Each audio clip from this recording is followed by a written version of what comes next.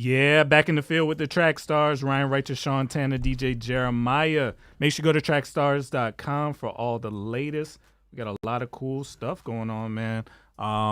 If you're an artist, you got to go to nectardistro.com, sign up with us.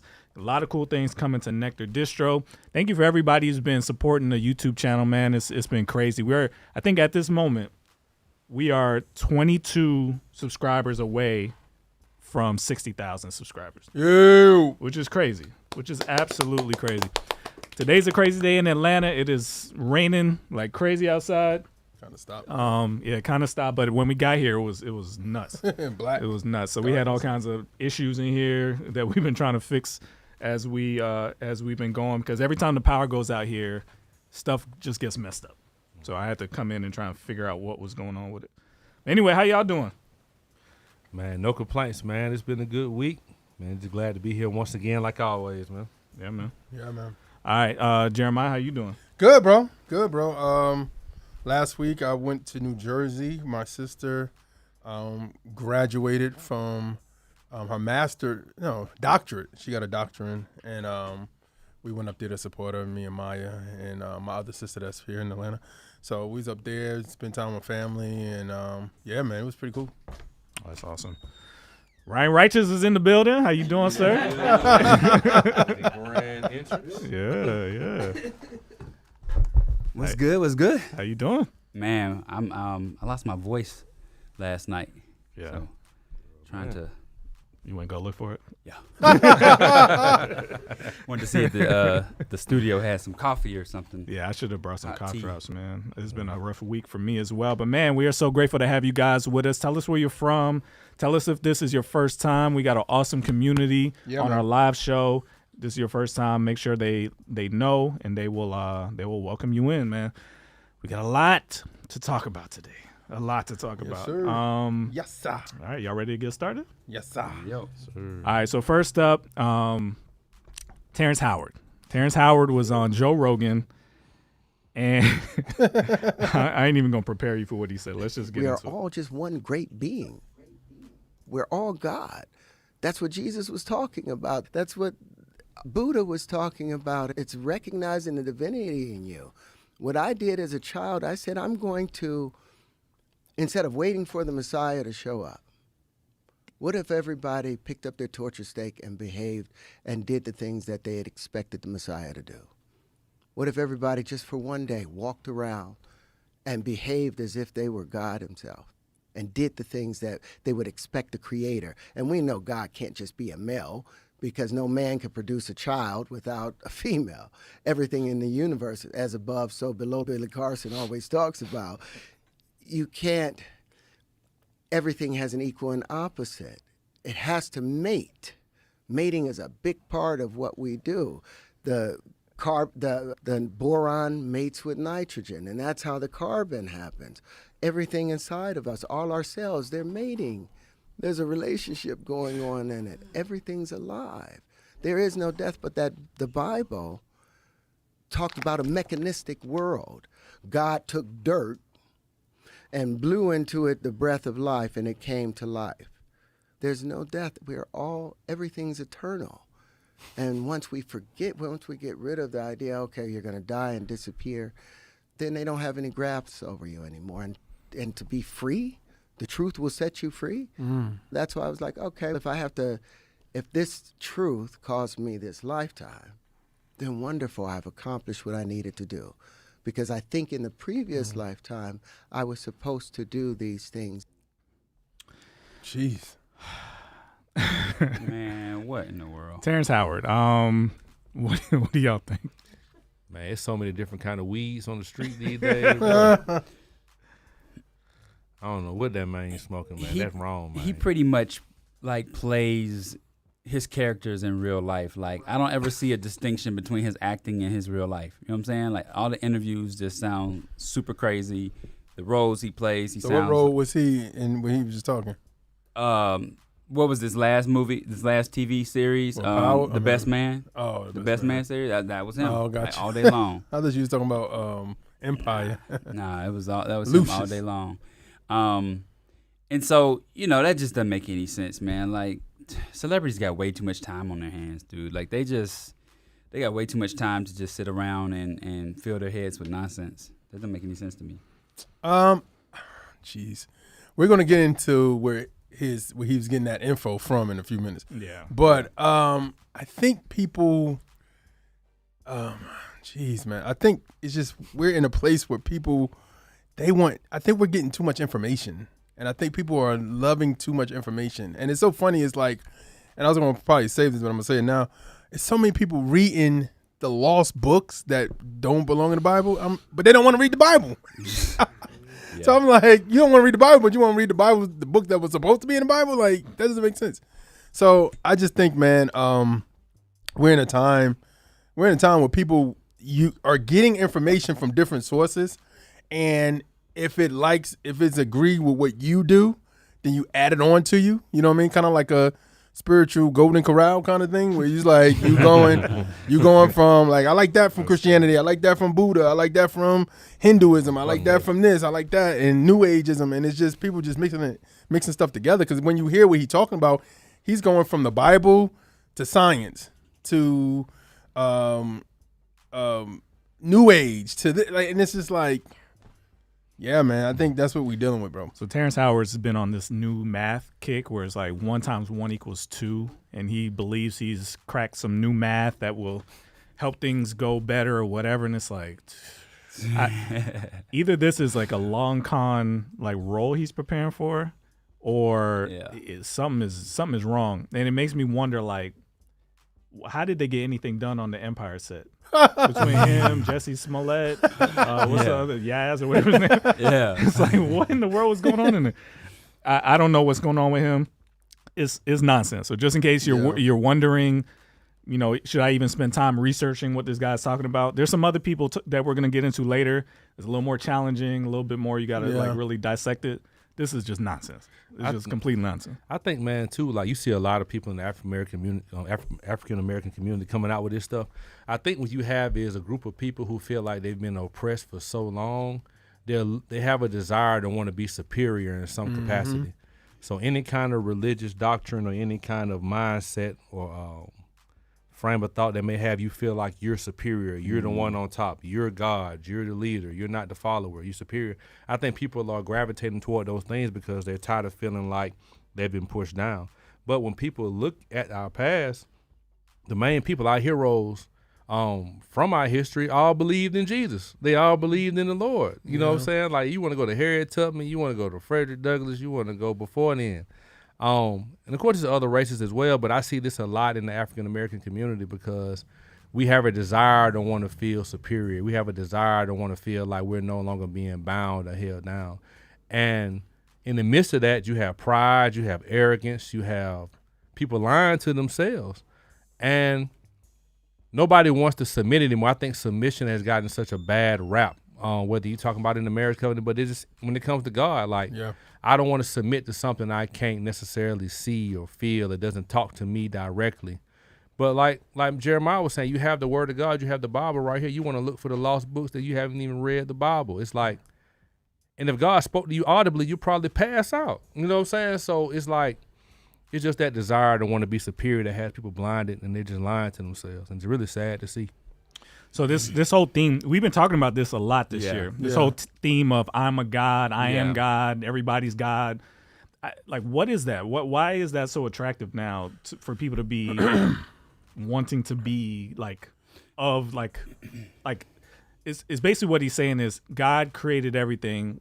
He is in us, so we are him type thing versus, no, we're distinct persons from God. What's the confusion? I think the confusion is that people, they see the church as organized religion. And I think they see that as people telling you what to do.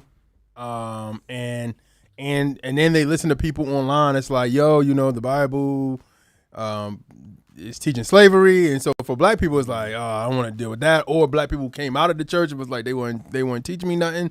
So, you know, I met some dude, or I watched something on YouTube, and then YouTube is taking a lot of people out, bro. We're going to get into that later. Some people YouTube is taking people out. We know personally that have been taken out by random YouTube videos. Yeah, and I'm like, And I understand the significance of you watching something and then you getting information, but that's the thing why as a Christian you got to study yourself approved. You know what I mean? Because stuff can make you stuff could be sounding like, yo, this sound like legit doctrine, but if you don't test it against what the Word of God says, or even what somebody else says, like if you have a friend, go talk to your friend about that. Like, hey man, I saw this video. Can y'all help me with this? Because this is making me think. You know what I mean? Versus you just keeping it to yourself, and then like 2 years later, you like in the back room somewhere talking about no shoes on, talking foolishness. Yeah.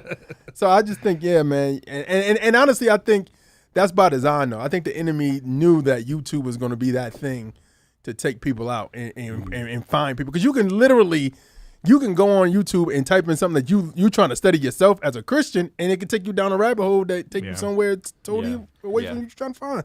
Yeah, at some point in your walk, you have to decide, I believe this, I really believe it, and nothing's going to sway me from it. If you don't feel that confidence yet, then you got a lot of studying to do, because if your faith is up for grabs like that, then you need to solidify. If you're not solid, then you need to study. Yeah. But when it comes to stuff like this, I have no fear that watching, we're going to talk about a certain video that's messing people up right now, but I don't have any fear of watching that, because I already know what the truth is. Yeah. Right. So I'm only watching it to figure out how you lying to God's people. So I could help dissect it. You know what I'm saying?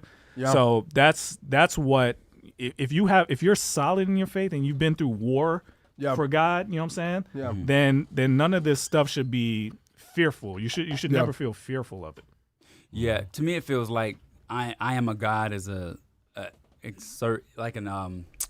accelerated level of confidence that they're trying to have, right? It's like, to me, I wouldn't ever want to be God, right? I wouldn't ever want to be like a God, because then there's things that I know I can't do that God can do, right? Like, I can't heal myself, like, you know what I'm saying? Like, I can't just touch myself and like, okay, let's make this whole, right? You know what I'm saying? So there's a lot of things that come with that. And I'll say this too, like when you're in crisis, I don't see how your mind doesn't turn to God. Like I was in a crisis this week, and I was just like, okay, I need God right now, like in this moment. You know what I'm saying? And so for me, I'm like, and it made me think too. When I came out of my crisis, I was like, what do people do when they get to this point and you're an atheist and you're a non-believer and you're just whatever? Like, what do you do when you get to this point and there's no God for you to cry out to, you know? I think it's a certain level of dysfunction. Like you were saying, when you get to a certain spot, you'll say, man, let me cry out to God. But we've been blessed to have heard about the Lord in the proper context. We understand scripture and doctrinal things. But for people who haven't heard that, and they're going through things, but they heard there's a God in the sky somewhere, all they know is, man, if God is in the sky and he's so good, why is my life the way it is? Yeah. So then now I have an anger toward this said God, or I have a frustration with this God because my life didn't necessarily pan out like his life did or her life did. Why am I going through so many hardships? And without God, you don't really understand how life works. You think everything is supposed to go your way because they told you this and that. And so that lack of understanding combined with trauma and frustration and a whole bunch of different factors, now I don't want to hear about your God as well, because your God abandoned me, obviously, because he didn't show up when I needed him.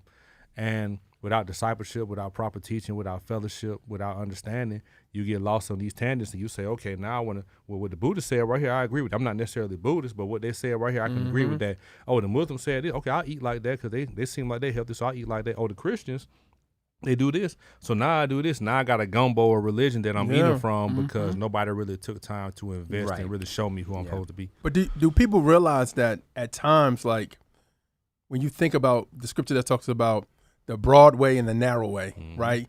The narrow way is tough to walk down. The broad way is easy to walk down. So, like, in my mind, now I'm in a place now where I think about it like, if I go through hardships, and maybe because I'm I'm in Job right now, if I'm going through hardships, I'm doing something right. You know what I'm saying? And if I have if I know I've sinned in my life, then it's a difference. Right. But if I know I'm blameless before the Lord, which is I'm in right standing with him, and I'm going through trials and tribulation, that means God is with me. You know what I mean? And that doesn't mean that I need to run and go back to what I came out of. It doesn't mean to do any of that stuff. And I think sometimes people, and this is an encouragement to somebody, maybe you watching this and you are going through some hard times, just know God is with you there. You know what I'm saying? If I realize this, if I'm seeing somebody who's a Christian and they got it easy, you know what I'm saying? Like they don't go through anything. Then it's like, okay, God, that's something to really think about. Like, are you serving the real Jesus? Because part of the fruit of the Spirit is long suffering. Thanks. You know what I'm saying? So that's just something to think about for anybody out there. Like you may be a real legit believer, and these hard times and trials may be something that God's just purifying your faith right now. You know what I'm saying? And He's purifying it so you can be approved when wherever the next part of your life He's trying to take you to. Versus like everything's good and good and good, and then it's something really, when He does test your faith, it goes like haywire because you like, I don't see God doing this. God's supposed to bless me. God's supposed to do this. You know what I mean? Yeah. So who's the guy that he mentioned? Billy Carson? Carson. Yeah, Billy Carson. Carson. All right, so he referenced him. So obviously this is a guy a lot of people are starting to listen to. He was on Andrew Schultz's podcast. Yeah. What's it called? Flagrant. Flagrant. Yeah. So let's see what he said on this podcast. Jesus, where he went from like 12 to 32. Yeah. Can you explain Jesus' trajectory from 12 to 32 that we don't have in the Bible? Yeah, What so- does that mean? So Jesus disappears from the Bible at the age of 12, right? He disappears, and where does he go? There's another text called the Gospel of the Holy 12. And in the Gospel of the Holy 12, which was omitted from the Bible, he goes to Egypt with his mother. Now, I've been there, and when I take my tour, when I take people on tour, I take them to the place where he slept. It's still there. It's a crypt now. It's like a place to go there. You know where it's at, right? It's inside a church, right? Coptic Cairo, correct. Right inside that church. They converted it into a church. And he went there to study the Egyptian mysteries. He went there also to learn all about the ancient mystery schools. And then he left there and he went to Tibet to learn the mystic art. Tibet, he went to go learn, not mystic arts, but went to go learn spirituality. He went to Tibet? And mystic arts, yes, mystic arts. And then he went down into India, learned about reincarnation and all of that. And then he came back down and he reappears in the biblical text when God says in the Bible, I called my son out of Egypt. What an This is building up to a very specific video that kind of started all this. We'll get into it in a second, but if people are listening to this dude, we're in trouble. He got a following. In trouble. He got a following. He got and I think the difference is his following was kind of like he's almost kind of like the how can I say this? I don't want to mention the person's name, but he's almost like somebody who was kind of popular. It's still kind of popular, and he's more.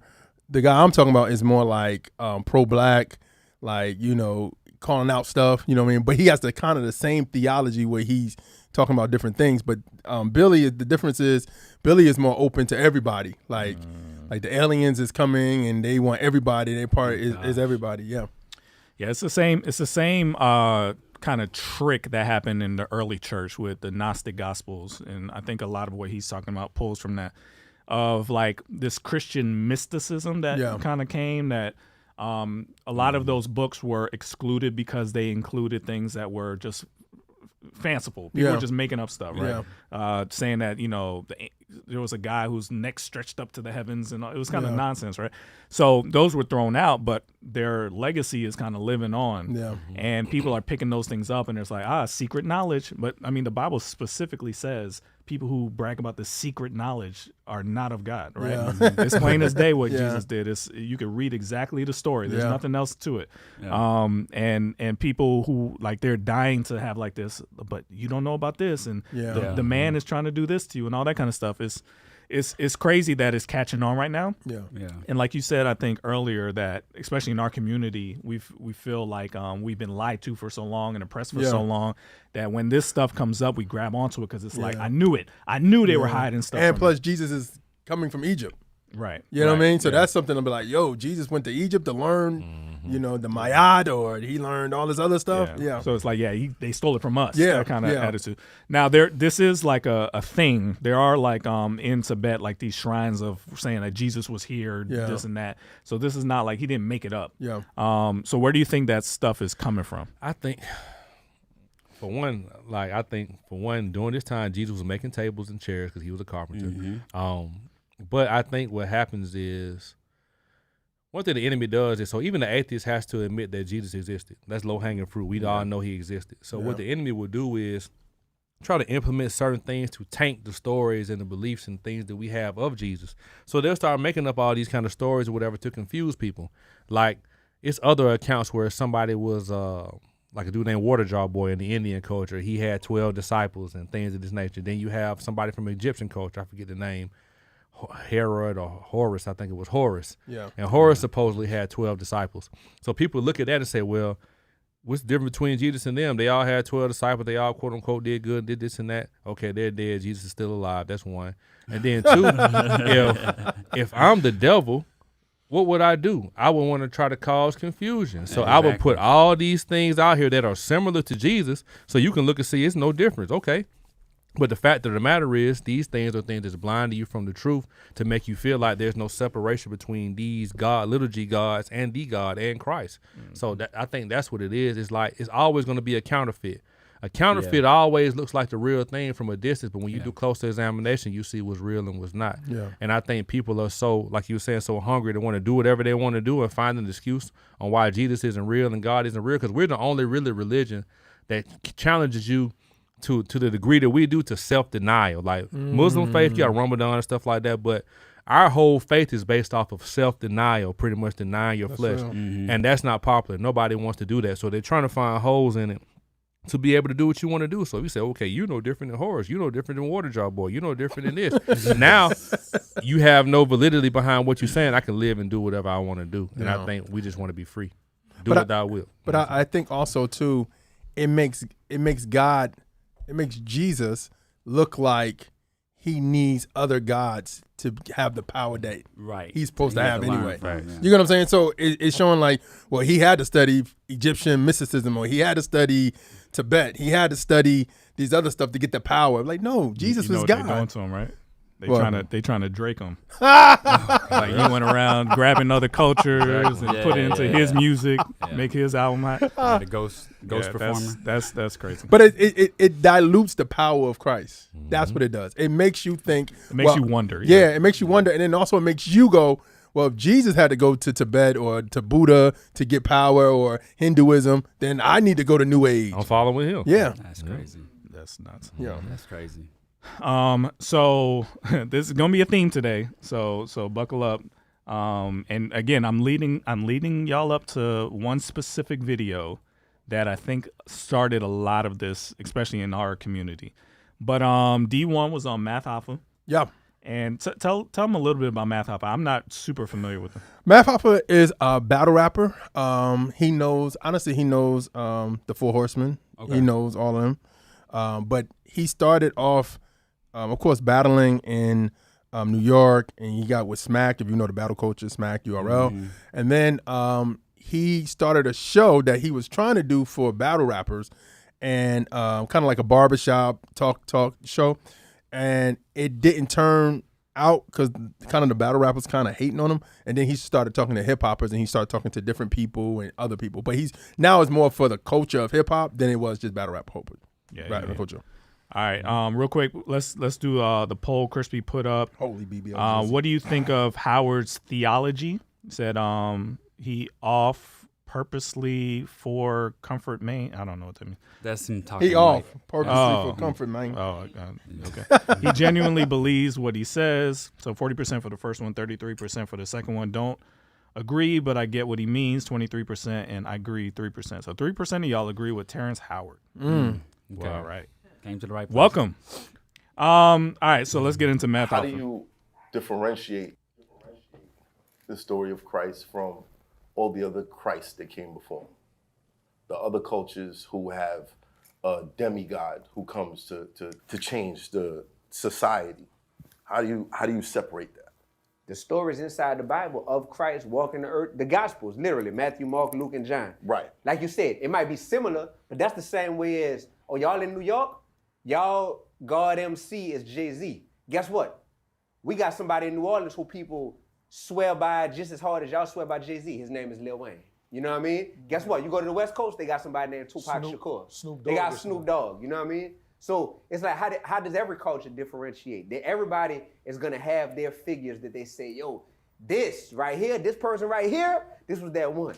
But there have been about 16 crucified messiahs before Jesus. And what's their names? Hold on. You gonna make me? Oh, I definitely got the Osiris is one. Hold on, let me even get it all together. Bible study. I mean, I studied a lot when I was I was actually raised in Christianity. Mm-hmm.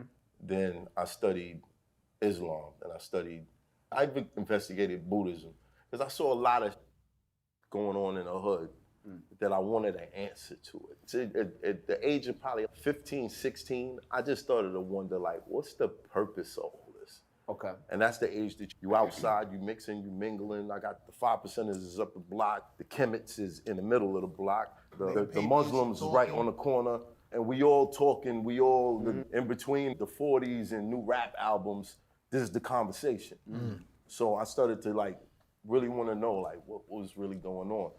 And I looked into the history of all this stuff, and I found out a lot. All right, so, man, the Zeitgeist is kicking y'all's behind. This is what I've been leading up to. Every single one of these has a flavor of that. I remember when this went around. Y'all remember the Zeitgeist? Yeah. It jacked me up. I remember when this went around. How many years ago? That had to be like 12. Bible study at your house. 15 years ago. Your old townhouse. Dude, this video messed a lot of Christians up. Basically, same thing we've been talking about, where it's like, no, Jesus was swagger jacking. He was stealing other people's stories and this and that. So the greatest lie ever told. That's what that was the title. Exactly right. So if you haven't heard about this video went around on YouTube called Zeitgeist. I think was it called The Greatest Story Ever Told, or was it called Zeitgeist? Zeitgeist is the name, but they had different chapters. So the first chapter I think was like 9/11, and then it was like conspiracy theory. Right. And then they got to religion. So basically what it was alleging was that there were a ton of messiahs throughout history. A lot of them were, died, rose again, blah, blah, blah, kind of like the same story arc. Yeah. And I remember a lot of people, it came up in our Bible study. I had to kind of talk to a lot of people through it because they were like, it shook their faith. They were like, is this all just made up? Yeah. When you go look at some of the claims in this video, straight up lies. Like, straight up lies. What they're doing is they're taking stories and they're bending the facts of the story to make it sound like it's the same story as Jesus, right? Yeah. I think one of them, it may have been Osiris, but one of them was like he was chopped up and put in different areas of the globe, and they put him. That's not the same story, but you can make it sound like the same story by just summarizing it really quickly and say, he died and rose again.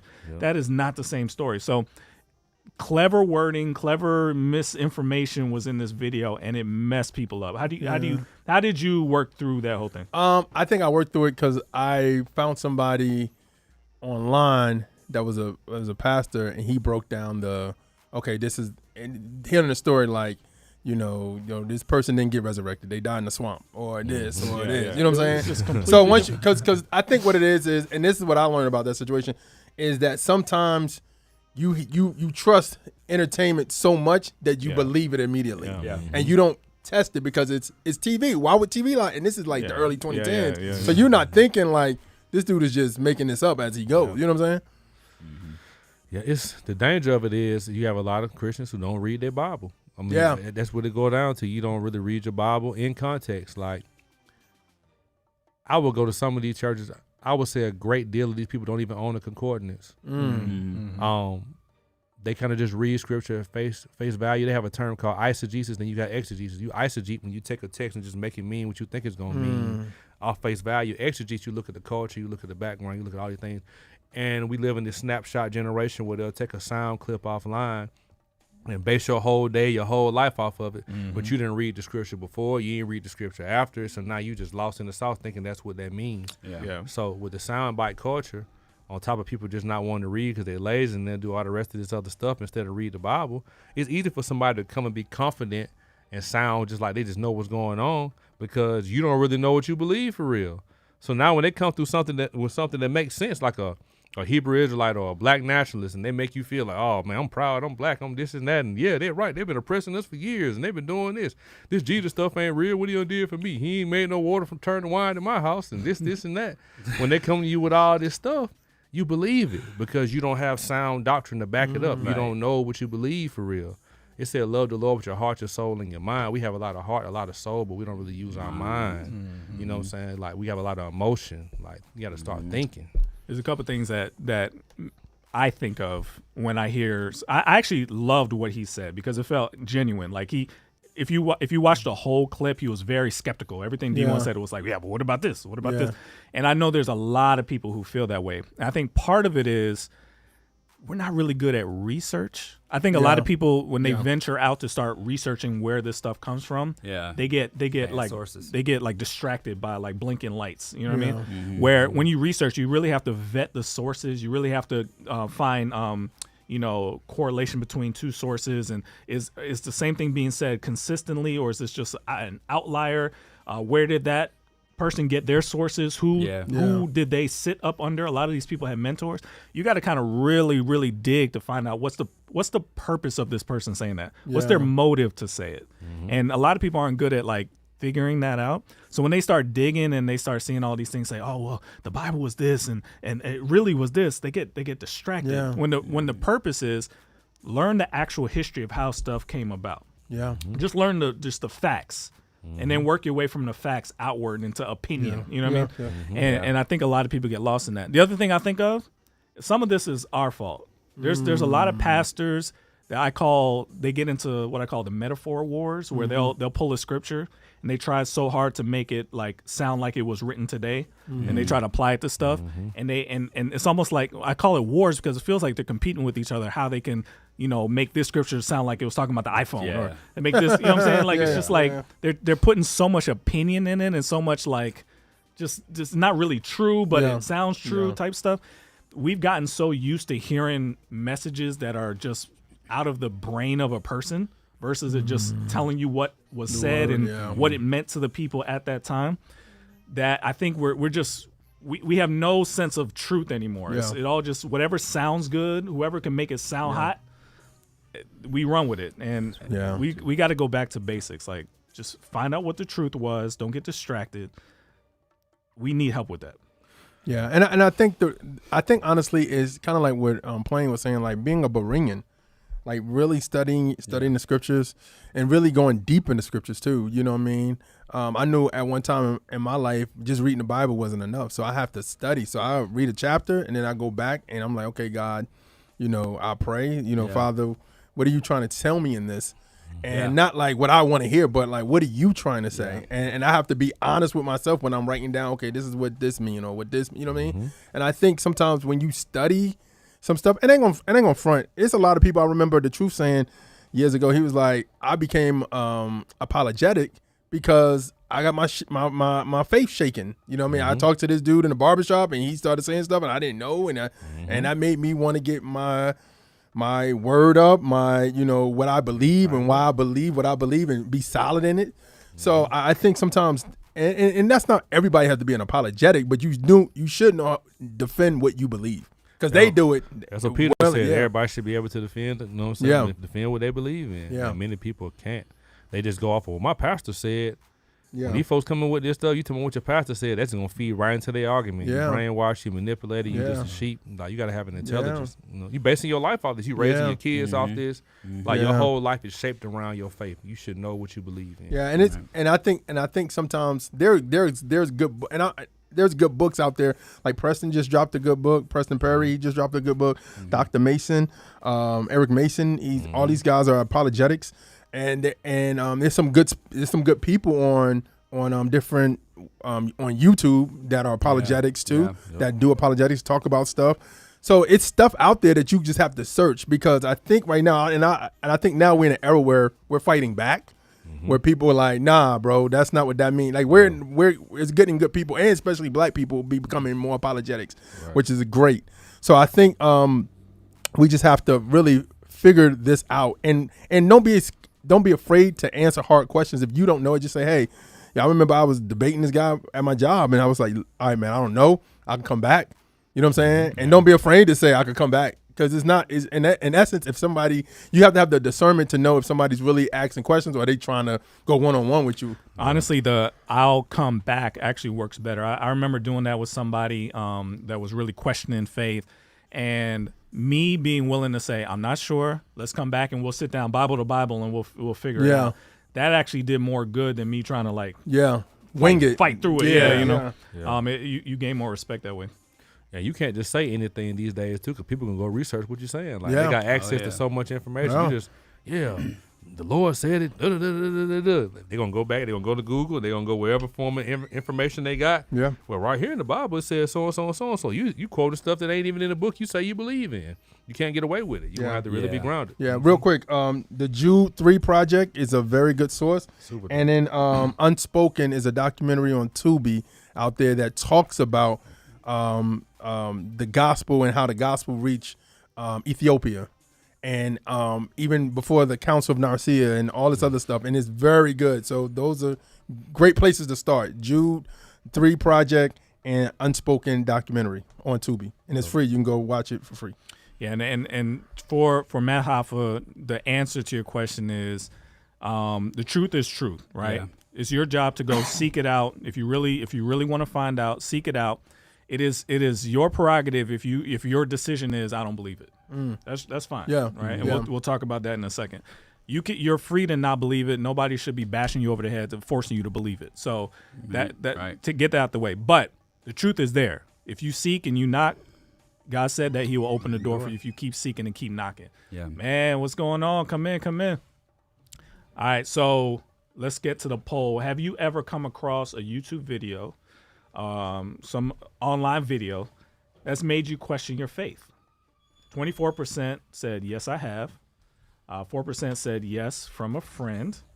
And 4% said yes from a stranger. 67% said no, that they've never come across anything. Yeah. And that's good. That's interesting. I mean, maybe you are like in a place where it's not like a situation where you're talking to people a lot, or maybe you're not talking to, people. But I'm sure if you come into, and just being honest, you come into the city of any metropolitan city, you're gonna come across some black or Hebrew Israelites. You're gonna come across some 5%ers. You may come across some Kemet. Yep. You may come across some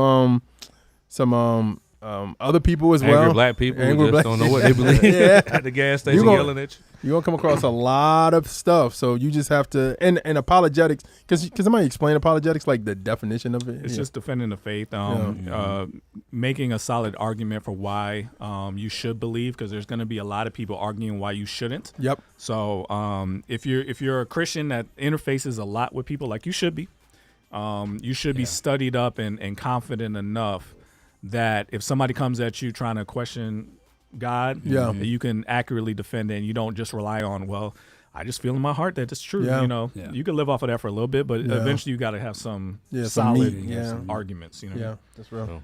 All right, so speaking of what I basically just said, there's this lady on TikTok, I believe, and she basically says, let me go to hell. Let me go to hell. Here we go. Please let me go to hell. This is a message to all the Christians on this app on behalf of all the heathens. Please just let us go to hell. Just let us go there. And we are asking you to let us go there so you don't have to worry about saving us anymore. You don't have to comment on everything anymore. You can let us go there. We want to go there. Because every day, here are the comments that I get. Number one, I'm such an idiot for thinking that the world just popped up into existence. Because what people will do is say, I believe in God and a creator, and it makes more sense because there's creation, so there must be a creator, not realizing that they've just placed a middleman in the problem and backed the problem up a step, and they didn't solve anything. Because then you have to answer, how did God come into existence? And if God always existed without being created, then you admit that things can exist without creation. So then why can't the universe just exist? And even if you prove deism, you still have all your work cut out for you in proving that God is in any way good, or interacts with the world, or is worthy of worship, or which one is the right God. You literally solve nothing by adding God to the mystery of existence. The most rational response to looking at the universe and the origins of the universe and the origins of consciousness is to say, I don't know, not let me ask what first century Palestinians thought, since they didn't even know that germs made us sick. Maybe we can just leave them where they are and have a modern conversation about the mystery. All right. So that was a long video, man. Yeah. So first, yes, ma'am. Second, I would like to. Wait. What did you say? She said, "Let me go to hell." I ain't gonna force her to. Okay. You know what I'm saying? Yes, ma'am. I was just acknowledging her. Nah, show him. Yeah. I cannot force nobody to No, go. we can't force nobody, but You know what I'm saying? She asked nicely. I thought. She's also an ex-Christian. Yeah. And yeah. you know, Sean, he's always said like that's where atheists come from, is they fall off the faith. And the stuff that she was saying just made no sense at all. I'm like, Yeah, we're gonna get into what she said. I'm sitting there like, okay. Nope. But seriously though, Yeah. it is your prerogative whether you believe or not. I am not going to force you. You don't. There's no bashing over the head here. No Bible thumping here. Literally, we're called to be witnesses. Yeah. You know, I'm here to deliver you a message. Yeah. I'm here to tell you that you're a sinner. Yeah. We're all sinners. God sent his son to save us from our sin. He rose again, defeated death, to give you the hope that you will also defeat death when you die. Yeah. If you don't want to believe that, you're free to not believe it. Somebody Let in me the tell comments you- said we tried. Let me tell you, I don't think she truly believes everything she's saying. I think she's a troll because Nah. in her She's trolling TikTok, with the question. in her TikTok, she hashtags everything. No, Christianity, Jesus. She's doing that on purpose. I'm gonna tell I you know, what. she's I'm trying gonna tell to you get what she's Christians' doing. attention though. She's talking about leave me alone, and like you're stepping into the. She is not into the, sincerely the asking lane. this. Yeah. She's not really. She Yeah. knows she's gonna rile up Christians when she says this. It's Exactly. on purpose. Or take some Christians. She's an evangelist. Yeah. She's an evangelist. An atheist evangelist. Atheists don't want to admit this. Every time I say it on the show, they yell at me. They're very mean. But it is a religion. She is an evangelist. She is specifically trying to get you as a Christian to stop being a question, Christian yeah. because she believes Christianity is cancer. Yeah. She believes that if let more people stop being Christian, the world will be a better place.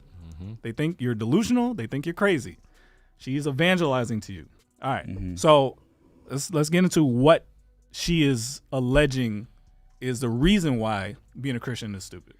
I mean, the whole aspect of where did God come from and all this kind of stuff, it just goes back to what we were talking about earlier, just a desire to want to feel like you know everything, like you always have an answer.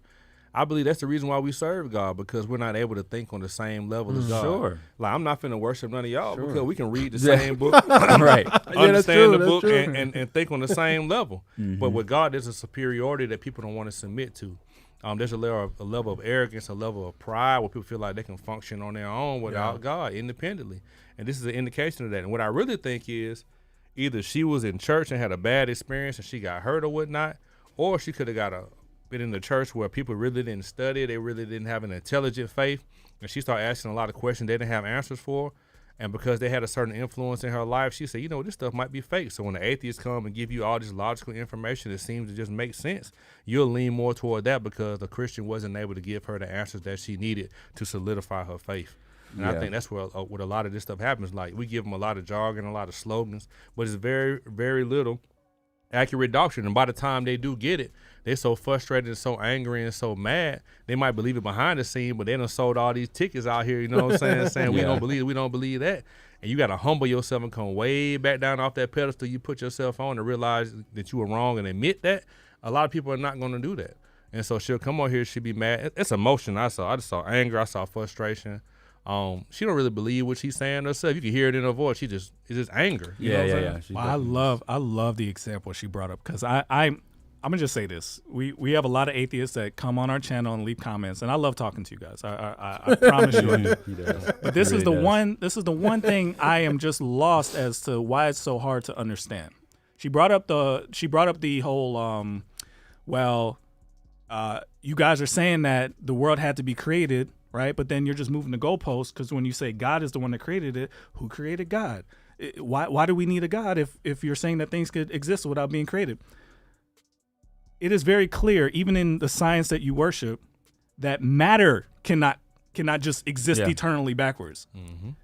The person that created your concept of the rules of science and the rules of matter and the fact that things have to come before other things was God. Yeah. The rules that you're using to accuse him of not following, he made them up. Yeah. What are you talking about? The whole concept of things have to exist. And we just heard Terence Howard say, you need a male and a female to create a thing. He created those rules. Yeah. why is it so hard for people to understand that he does not have to follow the rules that he made? Yeah. He created a world for us, right? To achieve a purpose. It's not for us, but he created a world, put us in it for his glory, right? He is not bound by the thing he made. Right. He doesn't have to follow any of the rules that he made. Right. Why is it so hard to understand that God can be outside of his creation? Yeah. I think before you go, people humanize God. So like when they say he and father and stuff like this is how God chose to reveal himself. Yeah. So when the picture of the gospel in Christ comes along, they know, okay, his heavenly father, this is Jesus, his son. That gives us a picture of love that we as human beings, that we can attach ourselves to and understand.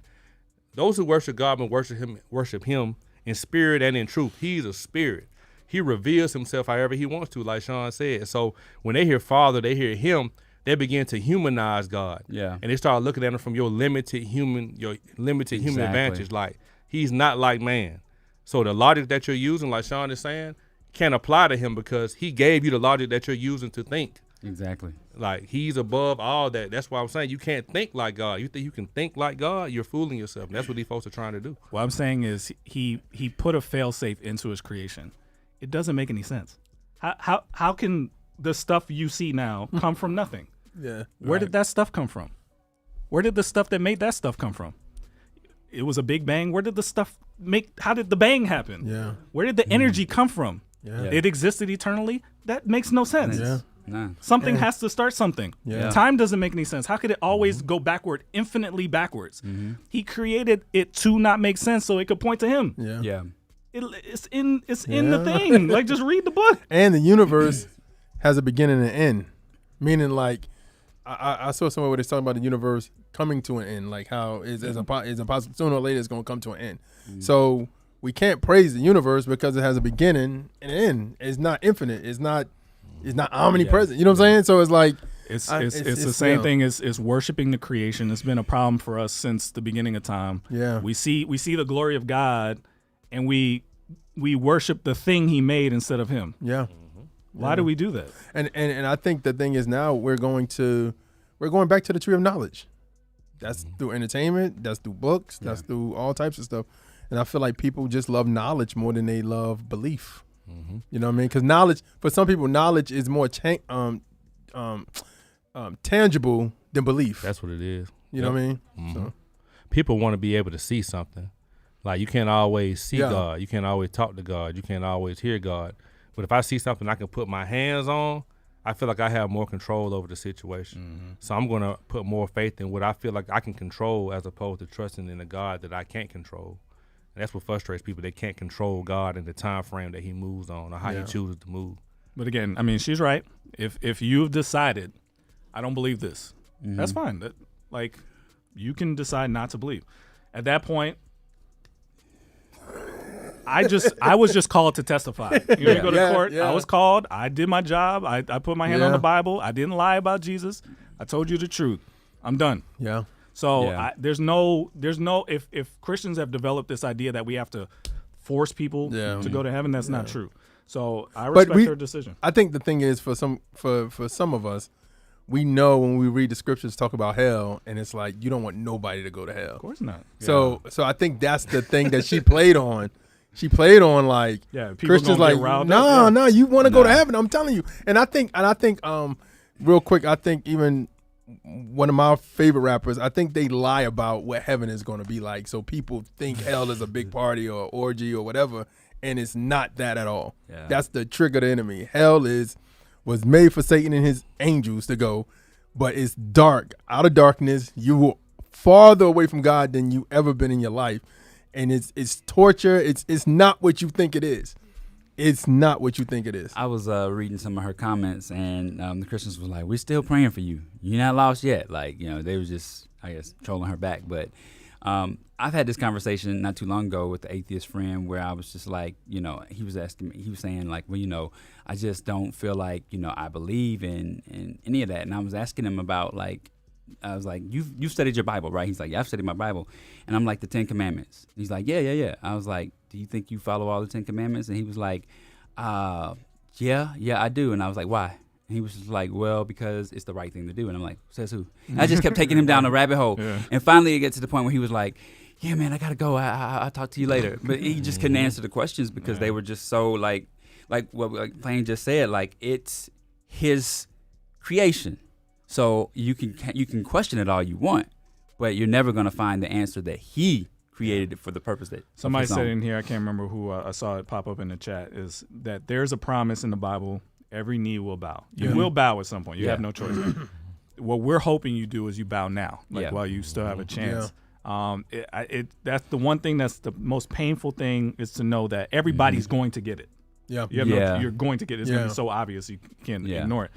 We're just pleading with you to please just take it seriously. Take it seriously. I believe this person took it seriously. She decided she didn't want to do it. Fine, cool.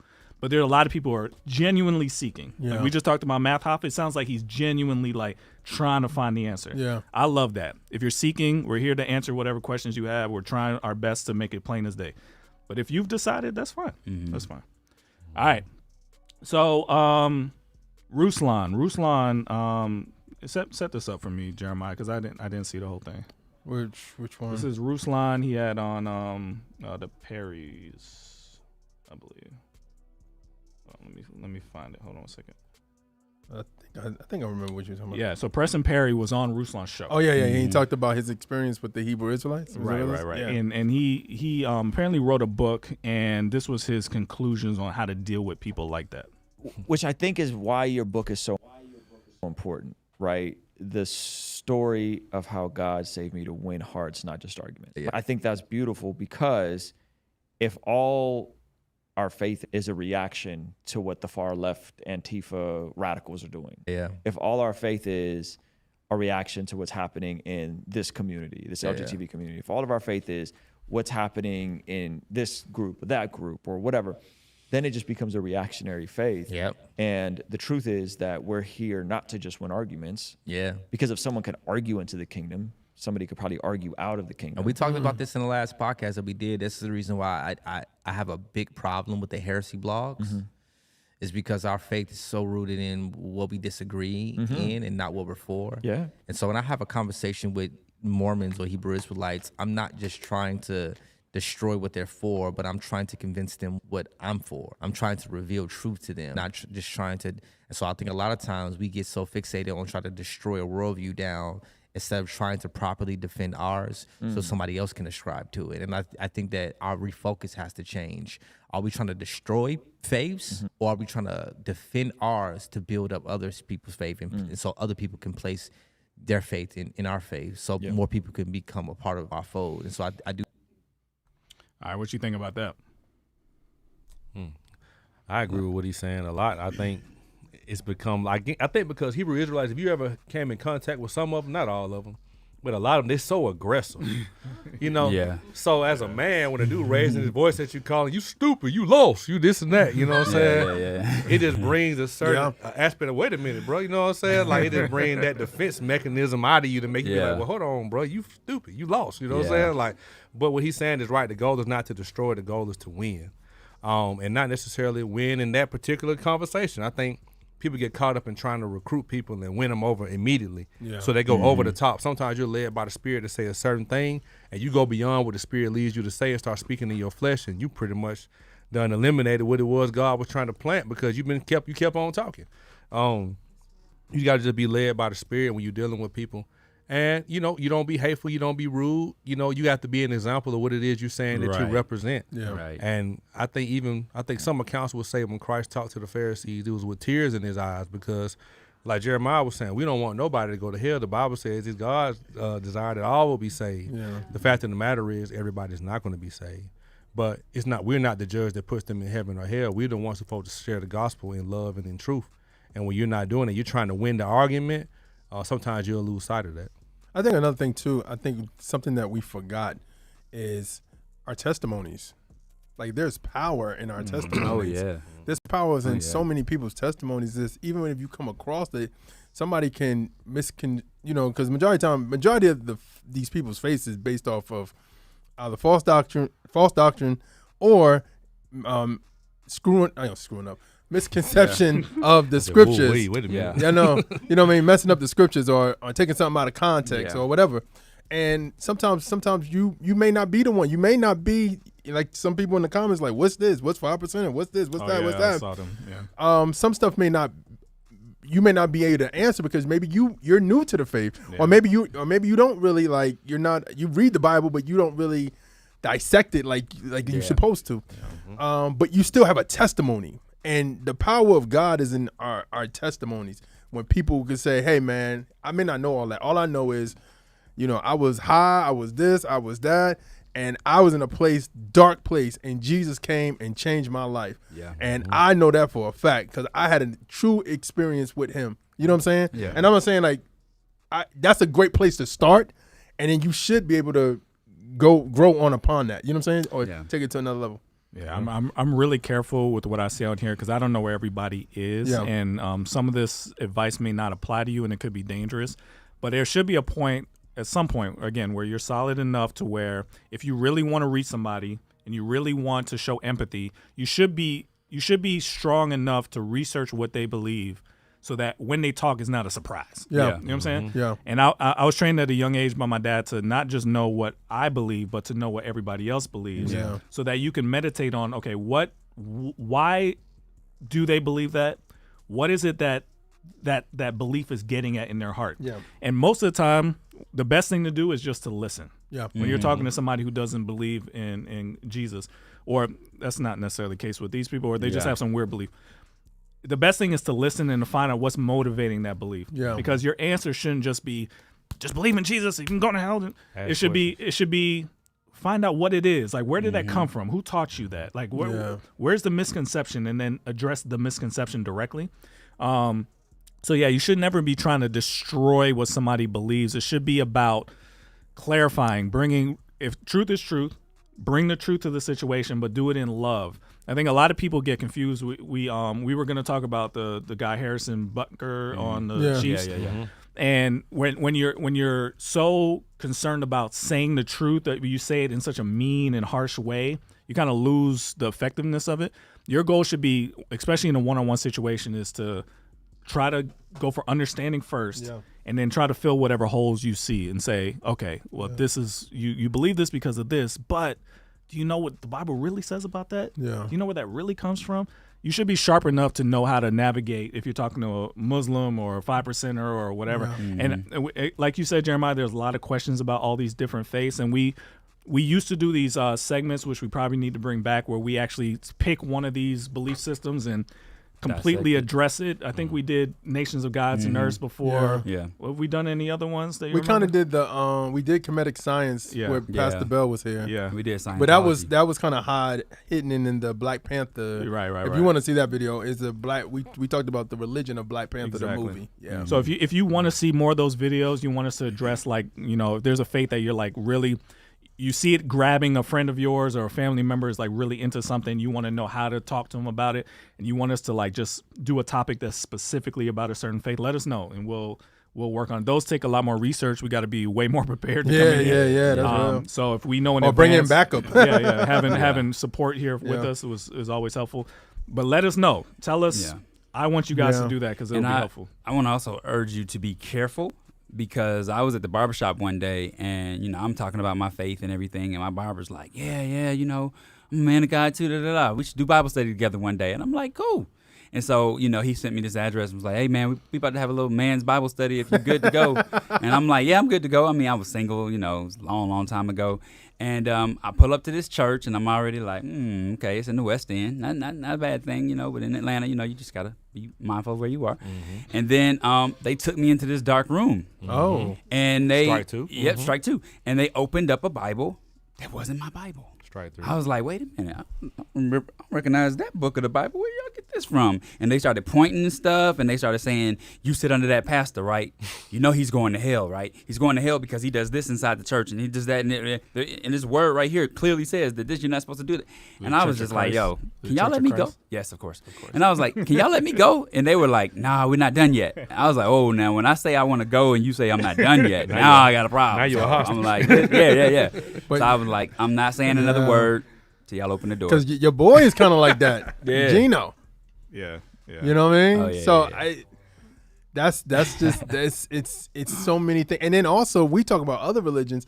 We got sects of Christianity that's like, bro, y'all believe that? That's not what the scripture says. That mean this. That's mean. You know what I mean? And you know, it's just baffling, man, because it's to the point now you have to worry about beliefs of other Christians, because when you say they're a Christian, just saying you're a Christian. Yeah, it's like, so what do you believe in as a Christian? Yeah. Like, you know, I don't know if we're gonna get into Lady London, but it's like when she was saying, I was like, oh my God, what? No, you know what I mean? Like, and it's not to say it like you're judging people. It's just because if you represent something and you stand on it and you're like, yo, I am a Christian, I believe this, I believe that. People can come to you and say, okay, so if you believe that, this is what the Bible says, why you're not doing that? And that's all it is. Yeah. You know what I mean? That's really what it is. It's just checking each other to make sure you in the faith, honestly. I remember early on when we started Trackstarz and Sean was getting into it with the street pastor. And he invited him to the studio, and it was like you could just feel like this demonic presence coming from this dude. Like he's yelling in the mic, he's screaming at us, he's screaming at Sean. Yeah, I think it was. Was it? Yeah. Pastor Bethel, Pastor Orlando Bethel. Remember that? Oh, he came to the studio. Yeah, he came to the studio. Yeah. But it was Shout like, out you know, Pastor we were Bethel. downtown. It was right in front of the CNN Center. And he's screaming at everybody as they walk by, "You going to hell!" And Sean had to go over and say something. So, you know, it was interesting. Dang, he was like that. Oh man, he was out there, bro. He was out there. I mean, he was every Sunday. Every Sunday he was out there. Like for me, if in you front out of the there, football stadium, basketball stadium. I'll ask you one question: who you under? Who's your pastor? Who's shepherding you? I'm by myself. Man. He was by himself. Yeah, I got to do this because Yeah, the yeah, Lord yeah. told me to do this. I'm like, Never seen the Lord send about that. And then as I remember when Sean would talk to him, he would speak over Sean and be like, "You're wrong, brother. You're wrong." Like just craziness, man. It was crazy. I enjoy it. I would have enjoyed that. I would have laughed. I ain't gonna There's lie. a video. I haven't seen it in years, but there's a video of you talking to him. I just don't remember where. On the street or here? Not On the here, street. but- On the street. Oh, really? Yeah. I hadn't seen it in a long time. real quick, how did your dad prepare you for this? Like, what at a young age, did he sit you down and say, okay, Sean, you need to learn about this because this is what they believe and this is what we believe? Or did you? Yeah. I mean, yeah. Like again, he was in something called the Evangelism Explosion. It was out of his church, and they were trained to evangelize. And part of the curriculum is you have to learn what the people you're talking to believe. You can't just go in there shouting Jesus, Jesus, Jesus. You don't know what you're going to hear back. It's the whole attitude that Paul had walking into the temple of the unknown God or whatever. You have to understand what people believe so you know what to say to them to get them to realize what they're wrong about, right? Yeah. So like he had I remember he had a workbook where he showed it, he walked me through it, and he was like, okay, this is what they believe, this is why, this is where this faith comes from, this is an off branch of this and that and this and that. Yeah. So you really have to be prepared if you're going to go out into the world and be an evangelist. You got to be prepared for what you're going to hear back. Facts. So I desire that for everybody listening, but again, I'm cautious because if you're new or you could be shaken by even hearing about what somebody else believes, then I'm like, I don't want to be responsible for that. So be careful. Did you ever see a time when your dad got shaken, or was he always strong? Sean's dad used to bring him into the house. Like the Jehovah's Witness knock on the door. Yeah. He's inviting them in. I had that recently with Jehovah's Witness. Like You a couple brought him in months the ago. house? I ain't bring him in my house. We just stayed out and they was talking. She didn't want to come in, but she didn't, because I was like, she did leave me with something that really encouraged me. She was like, out of all the Christians I ever talked to, you were the nicest Christian that I ever met. Because we was going back and forth, because I was like, because once you realize a lot of these other religions, they try to use the Bible, but they got their own version of the Bible. For sure. And then once you realize that, then you be like, oh, okay, the game is fixed. Yeah. So it's like, I could say whatever I want to you, but you would send me to a place in your Bible that's not by a Christian Bible. It's a Jehovah's Witness Bible, then it's going to say something totally different. So, but we had a good conversation, but she did encourage me. I was encouraged by that she was like, you showed us love. Even though we disagree, it was a loving conversation. I was like, okay. I mean, please let us know if that's something that would be valuable to you, you know, training on how to deal with situations like that. Just watching my dad, like, just such confidence, like inviting people into the house. I remember them sitting on the couch. I was sitting across from him. He was sitting across from him. And they're just in there like, you know, if you ever had Jehovah's Witness come by, they're not very bashful. Yeah. And they were just in there like, okay, all right, well, thank you, sir. Yeah. Like he was never overbearing, never mean, just very like clear. So I'm very grateful for Your dad was Preston Perry before Preston Perry. Yeah, I mean, some of the stories, it sounds like what my dad did. Yeah. But he said something really good. I wish we didn't, I know it was a long clip. He talks about it in depth, how he talked to a Hebrew Israelite and got to the point of saying like, your faith is based off of hatred. And he said something, I can't remember, I don't want to misquote him. He said something that made that dude go, get out of here, get out of my face, I don't want to hear you no more. Like, and it was really good. Like, so if you got a chance, go watch that clip that we shared today, because it was really good. Yeah, so put in the chat which faiths or belief groups you want us to tackle, and we'll jump on those. All right, so Lady London was on the B. Simone podcast, and she said in the church, 1 foot in the world, because maybe I've cussed, or maybe I talk about I'm very open with I'm celibate right now, but I ain't always been celibate. You know what I'm saying? I've had sex numerous times with numerous people before marriage, right? I talk about my experiences. I talk about my journey, and it always isn't aesthetically pleasing to a judgmental Christian, honestly, because that's what I feel like I deal with on a day-to-day basis, because you are so open with your faith on social media. Do you have people that are like, well, if you believe in God, how are you doing this? Or why are you doing this? Or how do you combat that? If you do, maybe you don't. But what is your take on that, and how do you address it? God views sin as a condition, right? And what matters is how God views us. Okay. Not how the person on the internet who has their sins of their own is willing to cast their judgment across us. But God views sin as a condition because he sent his only son here to bear the sacrifice for our sins already. Come on. Our sins have already been paid for in full. Come on. Balance cleared. Come on. We're done with it. That's it. Wow. And so anything that we accumulate for ourselves is for ourselves. And I cannot be judged by anyone. Let he without sin cast the first stone. There's somebody on your page right now telling you because you engaged in sex before marriage, you da-da-da-da. What about what you did? What are you doing? Except I'm not here to point the finger at you the same way you're not here to point the finger at me. Yeah. God knew exactly who I was before he wow. formed me in the womb. Wow. And that's biblical. That's in the text. He knew who we were before we were formed in the womb. I have no explaining to do with you, about what I do in my raps, how I carry myself, who I deal with, whatever. I am righteous by position, not by practice. This is my natural. This is my posture. This is my poise. I am who I am because God told me who I am, not because you told me. Okay. What do you think? It's a mix of truth and arrogance. You're right. You are righteous by position, not by deed. But that doesn't mean you're not supposed to be held accountable for your actions as a believer. I think this generation, probably a lot of generations, have accountability and judgment confused. And I think that may be about how you approach someone. No, I shouldn't approach you hatefully and slandering you and talking down at you. Because, we all have sinned and fall short of the glory of God. But even if I come to you in love, like, hey, sis, that ain't the move right there. I don't know if you want to do that. I'm not saying that I'm perfect or whatnot, but saying that on your song might not be the best look for a woman who says they believe in God. If you can't walk away from that and saying, okay, I'll listen to what I'll take that in consideration at least.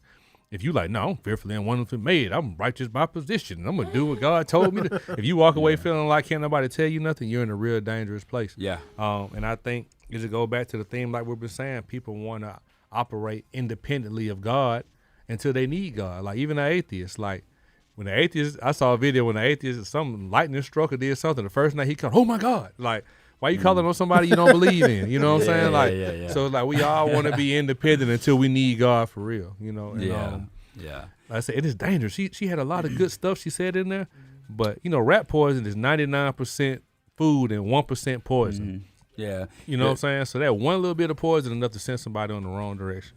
Yeah, the thing that threw me was my position versus my practice. You know what I'm saying? Like, we're supposed to be living the Christian lifestyle. We're supposed to be living out our walk and not practicing our walk. I never say I'm a practicing Christian. You know what I'm saying? Practice. Practicing.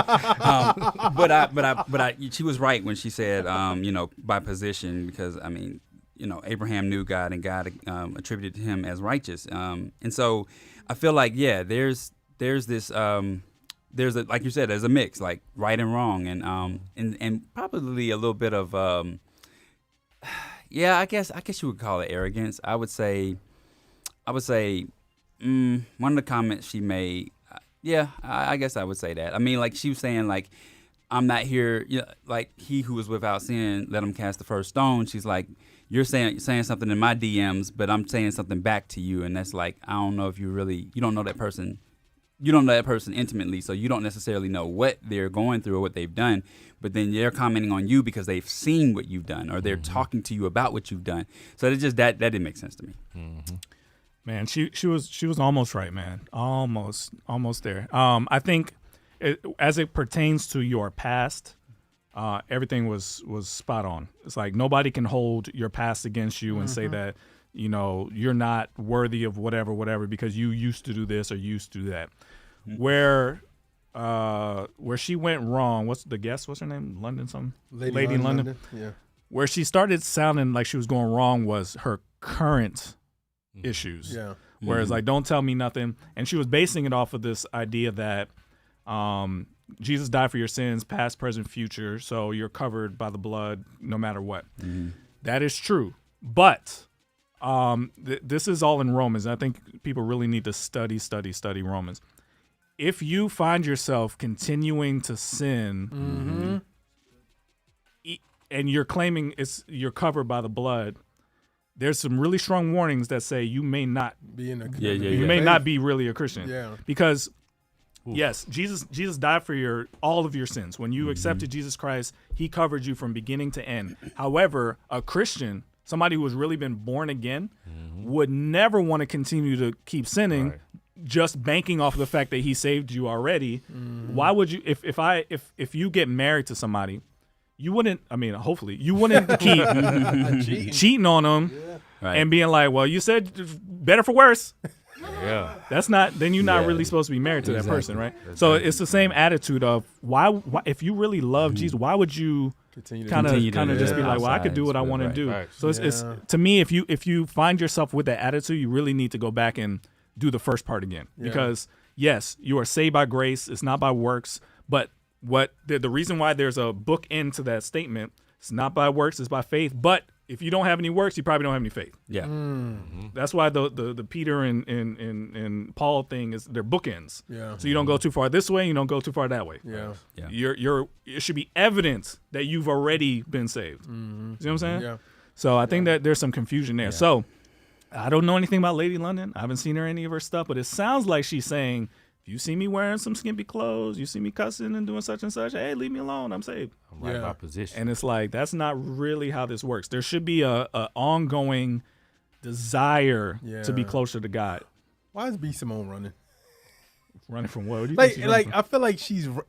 I feel like she knows what she wanted. I think she knows that God is calling her to a higher standard of living. But she's like, I want to do both. Like, honestly, what she was saying in this clip didn't sound wrong to me. Yeah. It sounded like what the other girl, she started veering into wrong. And I don't know. I didn't see the rest of it. No, but I'm saying running, meaning like, I think deep down she knows, if I'm going to live this, if she knows that it costs to be a Christian. B. Simone, I'm talking about B. Simone. I feel like she knows that. I think she knows, like, if I really, really live this out, I can't do what I want to do. It sounds like she's honestly just my take. Again, I only saw a little piece. Yeah. It sounds to me that she is speaking from the perspective of somebody who wants to be that way. Yeah. Yeah. I think she's strategically in place. I think she's gonna be able to reach an audience that a lot of people are not gonna be able to reach. She can reach like a Lady London, like somebody who just strictly over here. We might not be able to have access to Lady London like she does or whoever else. So I think she's in she could be in a real sweet spot to reach a lot of people and plant some seeds right there.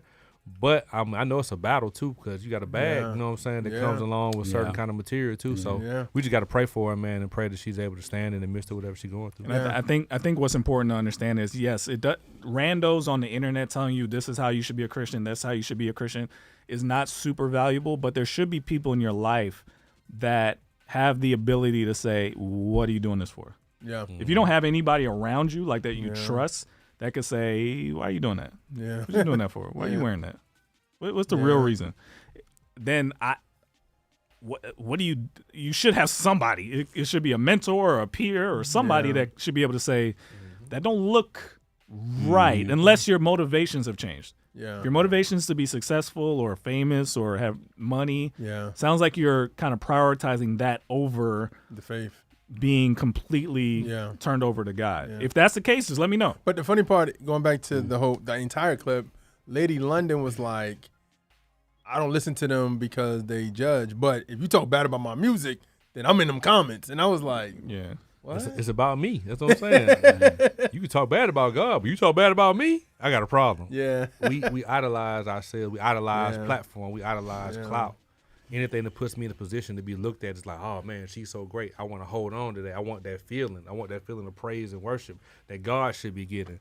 And people don't want to give that up. That's why people have such a battle between a platform and really just fully submitting to God for real. One of the reasons why we keep harping on this is, me, Ryan, and Jeremiah, we've been doing Trackstarz for 18 years, and we've seen so many artists that have this vision to, be a godly artist. That they rise up, they start tasting a little bit of success, and then it starts going like this. Yeah. And it's like, man, from the jump, if you have some sort of desire to glorify God on this big stage, you have to constantly be checking your heart. Why am I doing this? Why am I doing this? Is it for me? Is it for me? Do I really just want to be rich? Do I really just want to be famous? Because we've seen too many people just veer off as soon as a taste of fame comes their way. As soon as a little bit of money, they over here now. Yeah. That we harp on it because we know so many of you guys are creative. You guys are so talented. You guys have such awesome visions and purposes that we really want to make sure that we're holding you guys accountable. You guys are holding us accountable. That if you see something weird, it's like, hold on, guys, you said you were doing this. Right. Now it feels like you guys are doing this. Yeah. There should be some accountability where you have a group of people that you trust that can do that. We do that for each other. When we see each other saying something a little funny, we're not afraid to say that don't sound right. Yeah. And you should have people that can do that to you. Yeah. And also for artists, once you get in this industry, you're gonna see all types of worldviews. You're going to see people who say, I'm a Christian, and they're going to do something else that contradicts them being a Christian. You're going to see somebody say, I'm a God. You're going to see somebody say, the plant is God. You need to hug plants. You need to love on plants. You need to love the world, love nature. So you're going to get all types of worldviews, because even as she talked about that, Lady London talked about that, I went and seen what one of her projects, and one of her projects is based off of, not New Ageism, but it's really based off of, signs, like what's your sign, and she does a song for each sign and different things. So it's just like, you know what also is deflating, and I think a lot of people are running into, when you see people who are Christians in the entertainment industry and you look up to them and you find out that they not really that different than worldly people. So I'm kind of calling y'all out a little bit. Yeah. It's a really discouraging to know that there's people who are looked at as kind of like big deals, and they're Christian pastors and industry leaders and such, and you secretly behind the scenes have a totally different life that some people get to see every now and then. Wow. It makes it seem like all of us are faking this. Yeah. Yeah. And it's really hard to overcome that, because when people encounter that, it makes them think, oh, I've seen this in real life. When people encounter, oh, this person is fake all this time. You could say those powerful things and be fake. Wow. It makes them think they have to be fake. Yeah. It makes them feel like the highest you can aspire to is in your relationship with God is to just look like you godly. And I've seen a lot of people fall to that and gone through a lot of coming back to God to realize that there are people out here that really, really believe, that really, really are following this thing, and they're not fake. So there's just if you're out there and you have some sort of like clouds and you're not really legit, like you're hurting a lot of people. Yeah. And a lot of people like this will be like, oh, you expect me to be godly and you looking up to that dude over there? It's really damaging. Yeah. It's really damaging. It is. But when that happens. But the funny thing is, then you become judgmental when you actually living it out and you calling stuff out. Because you look judgmental because everybody else like, we all faking this. You talking about you you get what I mean? Like if everybody's faking and somebody really living this, they're gonna look at that person as the person that's the judgmental person. Like, you really Trying to be celibate? You really trying to? You know what I mean? Yeah, I'm not saying that. The one thing I look for, the only thing I look for in people is no matter where they are as far as they're full blown sinning or not sinning at all, is who do you want to be? You know what I mean? And I think there's a lot of people who have decided that their career as a Christian person is more important than their actual walk with God. So they've decided already that I'm just going to be this person over here, but I have to front like I'm this other person in front of that is really damaging, guys. Like it's really hurtful because the whispers go around. People hear about you're not really who you say you are, and then it puts in people's minds that are growing up that look up to us. They're like, oh, this is not real. Yeah, and then the thing I worry about is like my kids, right? I want to expose my kids to things that are on the level of what I believe is, decent and proper. And then when I learn it, I'm like, oh man, like I can't even do this. Smoke and mirrors. Yeah, like I can't even let them hear this or let them like this artist. Honestly, I would rather this whole thing fail, including all y'all Christian hip hop artists, all y'all pastors. I would rather it fail. Jesus, sure. No, I'm dead serious. I would rather it all fail. Take the mics out right now. We've been doing this for a long. We have proof that we're okay with it failing. I would rather this whole thing fail than for people to just. And this was always my fear when we started doing Trackstarz and stuff. I was more afraid of success for all of us than I was of failure. Oh, wow. Because I know what comes with success. Yeah. And people start to, they forget the reason why they started, and then they start to protect the things that they've gained. Yeah. You know what I mean? And I'm always really, really scared that we're going to get to a place where Christian hip hop or Christian pastors or Christian radio, whatever, that we get to a place where we've done well enough that losing it hurts. Yeah. And when that happens, you start to make bad decisions to keep the stuff you've gained. Yeah. And I promise you, I would rather fail than to get to that point. I agree. That's real. I agree. Yeah, that's real. All right, so let me just do this really fast. I know we're over time, but I think it's important to wrap this up because this was such a big deal last week. We talked about Diddy last week, and we had a really, really long conversation. But right after the show, I think it was right after, right, or was it the next day? Right after. Right after the show, it may have been on Sunday. He put up this. Oh yeah. He put up this apology, and I wanna kind of talk about what you think he's doing here. It's so difficult to reflect on the darkest times in your life. But sometimes you got to do that. I was up. I hit rock bottom, but I make no excuses. My behavior on that video is inexcusable. I take full responsibility for my actions in that video. I'm disgusted.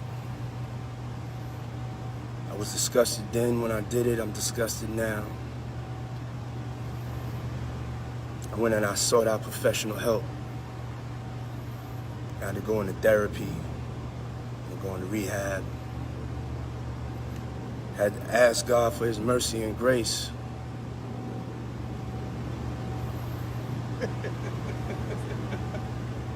I'm so sorry. But I'm committed to be a better man each and every day. I'm not asking for forgiveness. I'm truly sorry. Oh boy, he was talking to y'all Christians. Y'all heard that? Y'all heard what he snuck in there? I'd ask God for forgiveness. That was for you guys. Yeah. That was for you suckers. That was for me. What do y'all think? You ain't a Christian either? That was for me because when I heard that, I sent, just telling you. Jeremiah sent it to just us. in case you didn't know. And I sent it back and I was like, well, what do we think of this? Just because, you said you hear things and you're like, okay. But, for me, I was just like, I feel like when you do stuff like that, and if you're really sincere about how you feel about it, you disappear. You disappear. Like, disappear from the industry, disappear from all of that stuff so that you can really make people believe that you've been in rehab, you're getting help, you're getting therapy, you're, stepping away from this limelight because, this looks like another PR stunt. Y'all know what I'm talking about, right? You know why he said what he said, right? Yeah. He said that because of you guys and me.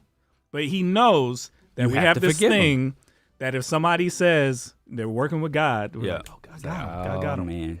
You know what I'm saying? We got to forgive him. Yeah. This is gonna be important later on this month. Yeah. But you know what I'm saying? Like, God is working on me. You know, that is for you to back off. I've seen this tactic before. Yeah, of course. You've seen it too. Yeah. So just be careful with this I've because seen it. it's designed specifically for you. He made this video because he knows, and he's been using certain pastors for years to try and cover for his behavior. He knows that we have this thing inside of us. It's a godly thing. Yeah. That it's grace, peace. We've been forgiven for so much. You know what I'm saying? Yeah. That as soon as somebody says, God is working on me, or I ask God such and such, we back off. We like, oh, okay, we're good. Grace, peace. And I've seen people utilize that instinctive reaction in Christians to get away with nonsense. Yeah. Yeah. For him to be lying about this all the way up until 2 weeks ago, and then all of a sudden video comes out, and I was like, God was working on me. I do not fall for that nonsense. Yeah. Just be quiet, go away. If you really change your life, what, Paul was away for 3 years? Yeah. Try that. Go disappear. Be by yourself. Disappear. Like, please go away. Yeah. Like, this is ridiculous. Yeah. I just think, man, it's too much. And then another lady came out this week saying he did something to her back in the 90s and stuff, and she got proof. She said she still got the stuff. I was like, wow. So, I mean, I don't. So, Sean, it sounds like you would have preferred this to come out after he settled the Cassie lawsuit. He already settled the Cassie No, I'm lawsuit. saying, No, you don't like right understand after that. you guys don't understand what's happening. The only reason he said this is because he legally cannot get in trouble for it. Right. The statute has passed. The police came out and said you can't prosecute him for this. Yeah. He would not be saying this if this was still above his head. Well, the funny thing is, this is how God works. He posted something on his thing before the video dropped that truth would come. The truth would set, not set you free, but all lies or something. Something about the truth. No.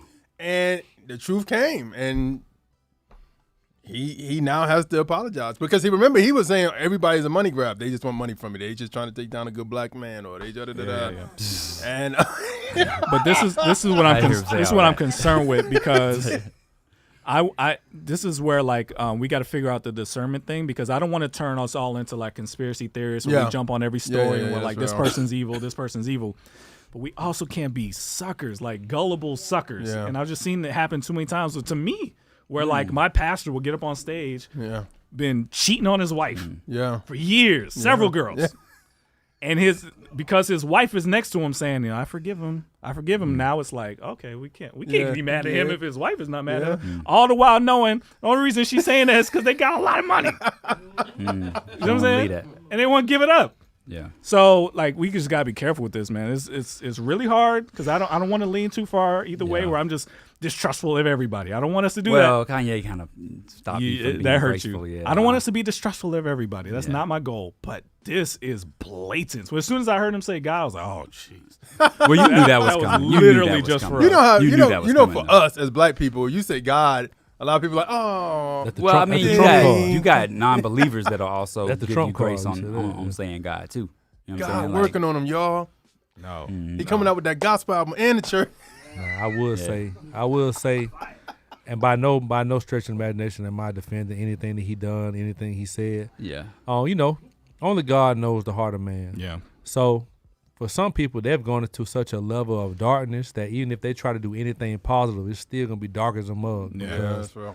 So it's like, as believers, where do we go? It's like, he's obviously just doing a PR stunt. He tried to buy the tape. He tried to do all this kind of stuff. Yeah. But as a believer, my question is, where does the grace begin to kick in? Where it's too fresh right now, obviously, because it triggered a lot of people who saw that video who went through domestic abuse and stuff like that. So by no stretch of imagination can we excuse that or belittle that or anything. But it's like, where do we begin to kind of like call off the dogs and say, okay? I think what I was looking for was some sense of outside of the legal strategies around your situation. You're trying to stay out of jail. I understand that. You're trying not to pay everybody millions of dollars. I understand that. But I think real conversion says, you know what? Forget all that. Whether I go to jail or I'm broke the next day, I got to tell the truth here. I did a lot of stuff I shouldn't have done. Yeah. Like that's when you start to really be like, oh, snap. Yeah, he didn't have to do that. Yeah, you know what I mean? Like that yeah. kind of, like it takes a supernatural faith in God to say, God, I'm going to take this one 100% on the chin. I'm wrong. I'm not going to just maneuver around legalities and PR. I'm just going to tell the truth. Hey, I lied about this, guys. I super duper lied about this. I was trying to protect myself. I did a lot of other stuff y'all don't know about. It's really bad. I didn't do everything they saying I did, but I did a lot of it. And you're going to find out more, and I'll take whatever punishment comes. That's when it's like, oh, snap, okay. So if he would have said that, that sounds real. If he would have said that, do you still give him grace? Or do you be like... I got no grace to God. I ain't got nothing to do with me. No, but what I'm saying, would you feel like some compassion, or would you feel like... I would feel like, oh, God must be doing something. Yeah. I think that's what I would feel like. Oh, that's abnormal, admission. You know what I mean? But I think the thing is, you can't save face when you already calling somebody a liar.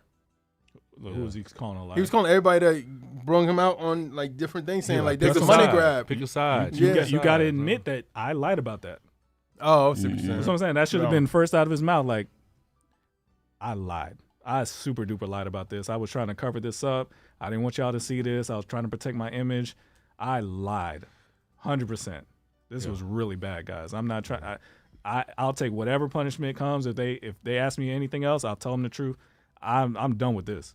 I asked that question because sometimes you could be living a whole dark life or whatever, and sometimes God will have what you're doing in the dark to be exposed, and sometimes that exposure can be the catalyst that kind of sends you in the right direction. That embarrassment, the shame, and things that you have to experience for what you've been doing. Sometimes it takes that humiliated moment and that moment of clarity for you to be like, you know what? I really am messed up. Like, I really am dark. I really am evil. I really have been doing this for decades to people and just getting away with it because nobody knew when I had money. Yeah. But hopefully this is the thing that kind of actually sends them in the right direction. But if you love it though, but what if you love that darkness? What if that darkness?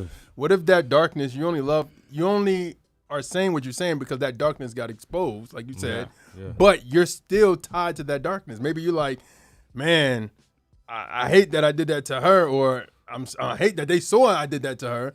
But I still want to have a woman under me that I can boss around and beat on and all this other stuff. If he came here and we after the show we were talking to him, what would you say to him? You would probably say, hey, bro, stop ducking and dodging, stop PRing this. Just be real. Come out and say what you did, and then deal with whatever comes. And if God brings you through that, miracle, because you don't deserve it. So pretty much he through then. He needs to be through. Like the first thought I said was he needs to experience life as a regular person for a little bit. Facts. Be as broke as possible. Be as in jail as he need to be. No, seriously. Like you got if you did all this nonsense, take it, Lord. Take everything. To turn yourself in. I think that's the move. To turn yourself in. Bro. Well, okay. So here's the question: if that passed with Cassie, what she claimed, because she said it's worse. It's worse and stuff in her document, and people go read it. Yeah. So the question goes, unless something comes, and I don't want to say what I was about to say, but I think sometimes, Kim Porter? No, I'm not thinking about Kim Porter. I'm just saying sometimes I think so many people, instead of saying like, yo, let's get this guy in jail, it seems like sometimes it goes to the loot, or it goes to let's sue, like Little Red, not Little Red, but I'm saying, I'm just saying at times, sometimes if somebody violates you, don't you want them to go to prison? But however a victim deals with it is not my problem. Yeah. My problem is more so him. At some point, you have to decide, I am not running from this no more. If you truly want to be forgiven, you gotta stop lying. He want public forgiveness. He don't care about God. Well, I'm saying if he did. No. And the reason why I'm saying that's harsh is because you make that video for your image. But so you don't care about God. Understand what I'm saying? You care more about that video. That's true. I'm just that saying, video says, I care about my image. I care about my brands. I care about what you think about who I am as Black, Mr. Black Excellence. Yeah. I care all about that versus God dealing with me and my stuff. Sean, those are done. Give it up. You're done out here. It's over. Stop trying to protect. It's over. So, if you really want to be forgiven, you gotta just stop. Does he tell us? My question is, does he do a Nino Brown and just start telling on everybody? Like, walk us through the next year of his life. What do you see happening in the next year of his life? Dropping the gospel album. Hey, he probably gonna have a gospel album for real.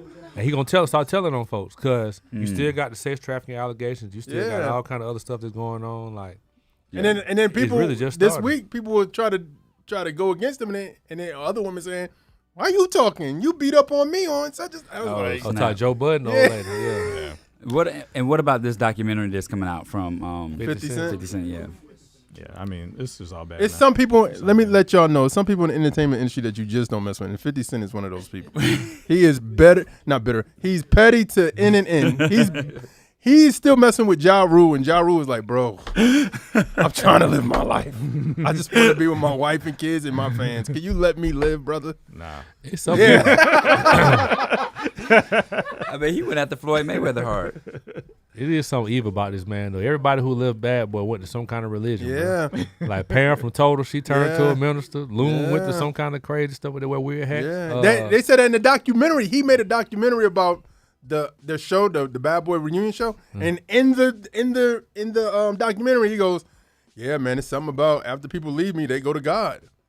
That's what he said in the He said documentary. that like he just like a bridge between them and God. Like, nah, they scared. Nah, he driving them so crazy. Yeah, driving them crazy. So terrible. Pray for everybody. Pray that everybody comes clean, and pray that everybody finds God for real. For real. Again, this is another reason why it's hard for rich man to enter the kingdom of God. Yeah, it is. It's a lot you got to give up. You got to be willing to give up freedom, money, success, all that to really, really dig in deep. So we'll see what happens.